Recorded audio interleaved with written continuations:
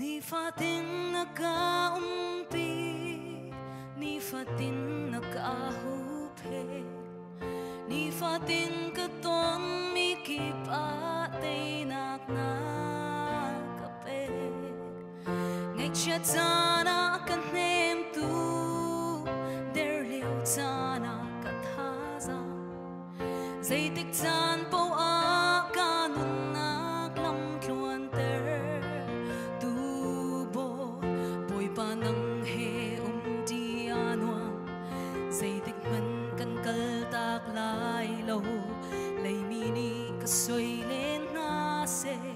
fek chin chining kan tlay lai sung nong bi boy pa fek te in kan tlay sa lai mo boy pa kan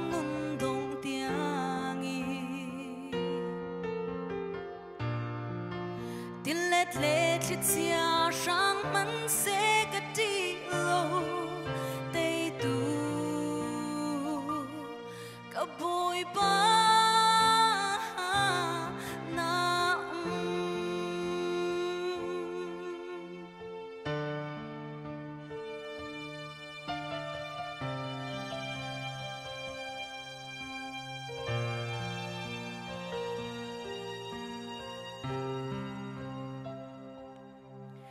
ngay chat sana kanem tu der liu sana kathaza zay tik zan po a kanun naklam tluan ter tu boy boy pa nang he di anwa zay tik man kan kaltak lai lo lay mini kasoy len na se fek chin chining kan tlay lai sung nong bi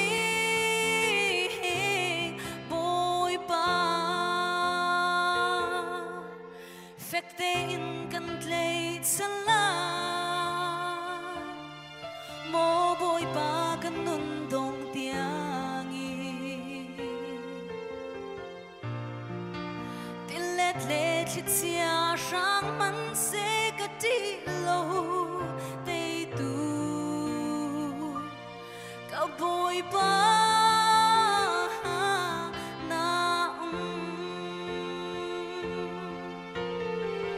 tot lak lo mi swal kay man nakaog zungza zay tluk in swal kaw man ning lo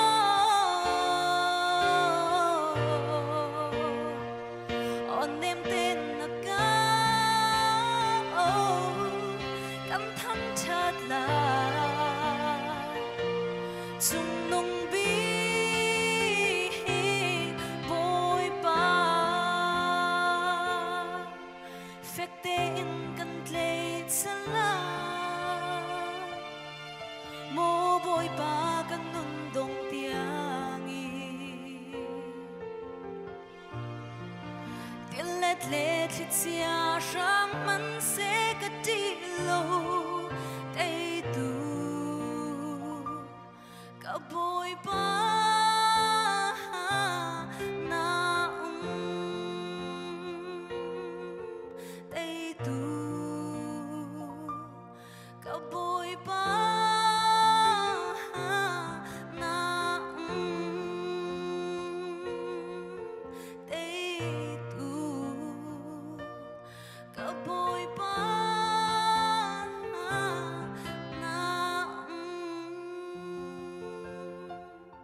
Pani sumpar nak tahu kau se.